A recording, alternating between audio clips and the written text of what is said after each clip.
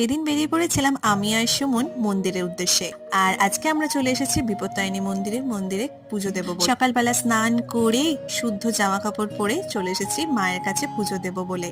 আজকে আমাদের একটা খুব স্পেশাল একটা দিন, আর স্পেশাল ডেটা কি সেটা আপনাদের আমি কিছুক্ষণ পরেই বলবো। চলুন আগে মন দিয়ে পুজো দিয়ে নিই। মায়ের মুখটা দেখে যেন মনটা শান্তি হয়ে গেল।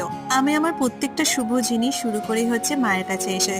আর এই শুভ জিনিসটা আমি মায়ের সাথে শেয়ার করব না সেটা তো হয় না। মায়ের কাছে প্রথম নিয়ে এলাম আমাদের নতুন গাড়ি। যদিও এই পোস্টটা একটু লেটই হয়ে গেল আমার ছাড়তে ছাড়তে ব্যস্ততার কারণে। আজকে আমি আর সুমন আমাদের দুই মা বাবা স্বপ্ন পূরণ করলাম।